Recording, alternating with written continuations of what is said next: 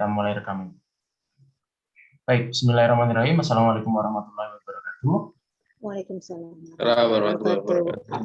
Baik, Bapak Ibu yang kami hormati, mohon izin untuk mempresentasikan presentasi analisis SWOT dari kelompok 3 yang akan membawakan topik tentang daya saing sekolah dengan judul studi kasus di sebuah SMA swasta terakreditasi C. Berikut presentasi dari kelompok ketiga yang beranggotakan yang pertama Bapak Rahmat Hidayat, yang kedua Bapak Astiono, yang ketiga saya sendiri Arif Kustiono, yang keempat Bapak Heribertus Bahang, dan yang terakhir adalah Ibu Sri Mulyani. Untuk konten presentasi yang akan kami sampaikan di mata kuliah manajemen sumber daya manusia pada hari ini tentang analisis SWOT, yaitu berkenaan dengan daya saing sekolah swasta yang kita ketahui dari peringkat akreditasinya dapat kita tahu bagaimana daya saing sekolah tersebut. Sekolah swasta yang memiliki nilai akreditasi rendah tentu saja memerlukan strategi untuk meningkatkan daya saingnya. Nah, konten yang akan kami tampilkan pada presentasi hari ini, yang pertama adalah pendahuluan, kemudian yang kedua kajian teori atau teori yang kami ambil dari salah satu kajian yang ada, kemudian analisis dari sekolah terakreditasi C di sekolah swasta tersebut, kemudian yang terakhir adalah kesimpulan atau konklusinya seperti apa, bagaimana strategi yang bisa ditempuh untuk sekolah yang akreditasinya kurang bagus tersebut. Nah, selanjutnya bagian pendahuluan akan disampaikan oleh Ibu Sri Mulyani. Kami persilakan. Baik, terima kasih Pak Arif. Kami dari kelompok 3 akan memaparkan seperti Pak Arif tadi bilang, judulnya adalah daya saing sekolah di SMA swasta. Pendahuluannya, sekolah sebagai salah satu industri yang bergerak di bidang jasa pendidikan merupakan salah satu sarana untuk dapat meningkatkan kualitas sumber daya manusia yang mampu berdaya saing. Ketidakmampuan suatu satuan pendidikan dalam merespon peluang dan ancaman eksternal akan mengakibatkan menurunnya daya saing atau terhambatnya pencapaian kinerja suatu pendidikan, menurut Pak Rahayu tahun 2008. Markinson dan Wendy tahun 2007 menghubungkan istilah daya saing dalam bidang pendidikan dengan kata keunggulan reputasi dan status. Lembaga pendidikan yang merupakan penyedia jasa pendidikan berusaha untuk memikirkan bagaimana cara yang tepat untuk meningkatkan kepuasan pelanggan serta memenuhi kebutuhan para pelanggan, yaitu para peserta didik dengan meningkatkan mutu pendidikan di sekolah. Mutu pendidikan adalah gambaran dan karakteristik menyeluruh jasa pelayanan pendidikan secara internal ataupun eksternal yang menunjukkan kemampuannya memuaskan kebutuhan yang diharapkan, menurut Sagata tahun 2010. Salah satu indikator sekolah memiliki daya saing tinggi adalah tingginya tingkat kepercayaan konsumen yang tercermin dalam jumlah penerimaan peserta didik, menurut Belvet dan Levin tahun 2002. Akreditasi juga merupakan salah satu faktor yang menjadi pertimbangan orang tua. Sekolah yang terakreditasi adalah sekolah yang mampu untuk memenuhi 8 standar penilaian akreditasi sekolah menengah atas. Demikian, Pak Arif. Terima kasih Bu Sri. Selanjutnya dalam kasus daya saing sekolah, studi kasus di sebuah SMA swasta, yaitu tentang kajian teori. Jadi dalam kajian teorinya ini, Kadiagulu dan Erikson tahun 2016 menggunakan metode SDOT untuk menganalisa IB atau International Deployment Program di Turki. Penelitian menggunakan metode kualitatif berdasarkan opini para murid, guru, dan administrator atau tenaga kependidikan pada sebuah SMA negeri di Turki yang menerapkan IB program. Data diambil dengan wawancara guru dan administrator serta observasi kelas dan sekolah. Hasil penelitian menunjukkan alasan siswa bergabung dengan program IB adalah untuk mendapatkan pendidikan yang lebih baik, meningkatkan kemampuan bahasa Inggris, meraih peluang kuliah di luar negeri. Oke, selanjutnya Pak Rahman. Baik, terkait dengan masalah yang kita angkat dan kita menyoroti beberapa hal. Yang pertama adalah terkait akreditasi, status akreditasi sekolah yang masih mendapatkan predikat C, dan tentunya itu tidak sesuai harapan, di mana kita di sini memiliki kelebihan bahwasanya guru-guru kita relatif orang-orang yang mau bekerja keras. Kemudian kita juga mendapatkan dalam sekolah ini, maksud saya, mendapatkan dukungan dana dari pemerintah dan juga sangat terbuka kemungkinan untuk bisa mendapatkan bantuan-bantuan dari lembaga maupun dari donatur-donatur yang lain yang concern terhadap pengembangan pendidikan.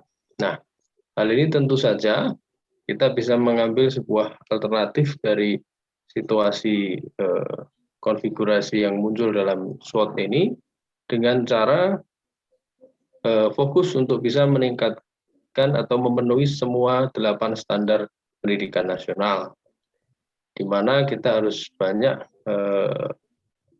memanfaatkan dana yang masuk dari pemerintah, dan kita juga masih bisa mengambil peluang untuk bisa meyakinkan pihak-pihak untuk bisa memberikan bantuan dana, donatur-donatur kita buka dalam rangka untuk bisa memberikan fasilitas kepada guru-guru di sekolah ini untuk bisa meningkatkan kompetensi dan juga bisa fokus untuk bisa memenuhi 8 standar pendidikan, termasuk fasilitas yang ada di sekolah.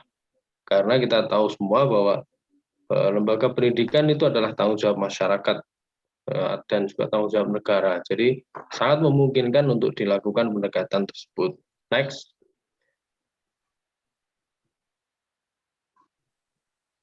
Next, berikutnya. Nah, yang kedua adalah permasalahan yang muncul di sini secara internal. Memang pendapatan guru belum standar seperti halnya pendapatan pegawai negeri. Dan saya kira fenomena yang terjadi di sekolah swasta itu sangat bukan wajar ya, tetapi ya lumrah, saya bisa katakan lumrah. Karena sekali lagi tinggi rendahnya pendapatan di sekolah swasta itu tergantung dari kualitas juga yang akan ditawarkan. Untuk itu, dalam menangani hal ini diperlukan sekali lanjutan dari permasalahan yang pertama tadi. Ketika bisa memenuhi 8 standar pendidikan nasional, maka setelah itu di sini kita bisa fokus untuk bisa mengoptimalkan dari marketing ya, dari pendekatan marketing. Biasanya kan ada juga biaya mungkin terjangkau, tetapi kalau dengan jumlah yang banyak, tentu saja itu juga bisa dimanfaatkan. Nah, tergantung efektivitasnya nanti seperti apa, efisiensinya juga seperti apa, bisa dikelola strateginya. Sehingga di situ menjadi peluang tersendiri. Jadi seperti halnya kita tahu sekolah dengan pedoman murah atau terjangkau, tetapi efisien untuk bisa memberikan layanan pendidikan dengan baik, sehingga di situ malah justru akan menjadi dilirik ataupun menjadi pilihan daripada masyarakat untuk mendapatkan layanan pendidikan. Otomatis dalam hal persaingan, apabila pintar dalam mengemas program layanan yang bisa diberikan, tentu saja dengan modifikasi-modifikasi yang dilakukan dalam kurikulum, kemudian juga dalam standar prosesnya, otomatis itu juga akan menjadi satu keunggulan tersendiri. Next. Kemudian masalah yang ketiga, di sini kita betul karena background yang ada sebelumnya itu mendasar ya, karena tidak adanya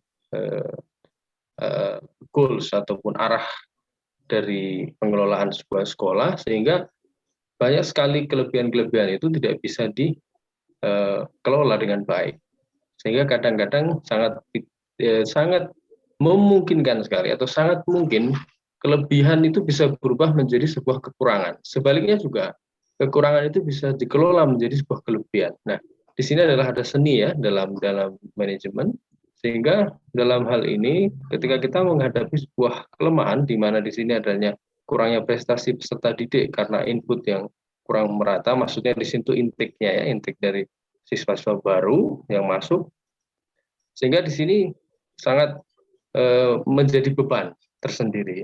Saya kira itu juga bisa dikelola dengan lebih proporsional, seperti halnya kita bisa menawarkan beberapa cara, yaitu membentuk sebuah konsep budaya sekolah ataupun disiplin sekolah.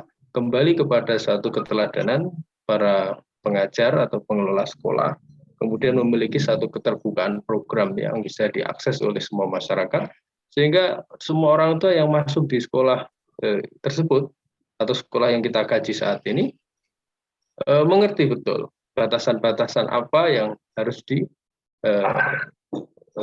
ditaati atau batasan-batasan apa yang harus dipahami, sehingga tidak melakukan tindakan-tindakan yang melampaui batas atau tidak diharapkan, sehingga sekolah akan terus fokus kepada rel atau kepada pola-pola yang dibangun untuk efektif meraih tahapan-tahapan pengembangan sekolah. Jadi seperti itu analisis yang bisa kita sampaikan pada siang hari ini. Silahkan dilanjutkan oleh Pak Asgero. Baik, Pak Rahmat. Untuk kesimpulannya, dari pembahasan yang sudah dilakukan tersebut, kita bisa menarik kesimpulan bahwa motivasi guru dan tenaga kependidikan, biaya sekolah terjangkau, metode pengajaran inovatif, dan program unggulan sekolah menjadi faktor kekuatan internal yang mempengaruhi daya saing pada sekolah tersebut. Potensi ini dapat digunakan untuk meraih peluang eksternal, yaitu mendapat dukungan dana pemerintah dan menjalin kerjasama dengan berbagai lembaga. Strategi yang digunakan sekolah berada di kondisi bertahan. Sekolah harus mampu membenahi faktor-faktor kelemahan internal yang ada untuk menghindari dan mengurangi ancaman persaingan dari sekolah. Ancaman persaingan dari sekolah lain dapat diminimalisir dengan membuat kompetisi unik sebagai pembeda di antara sekolah sejenis. Kelemahan dalam hal reputasi dan prestasi yang rendah diatasi dengan cara ikut serta dalam kegiatan atau kompetisi yang diadakan oleh pihak luar sekolah. Terima kasih. Baik, Bapak Ibu sekalian, demikian presentasi yang kami sampaikan dari kelompok 3 mengenai analisis SWOT terhadap sekolah swasta yang mendapatkan akreditasi C atau akreditasi yang belum baik, sehingga tadi yang disampaikan oleh kelompok kami itu adalah beberapa analisis serta kesimpulan yang bisa dilakukan untuk memperbaiki kualitasnya.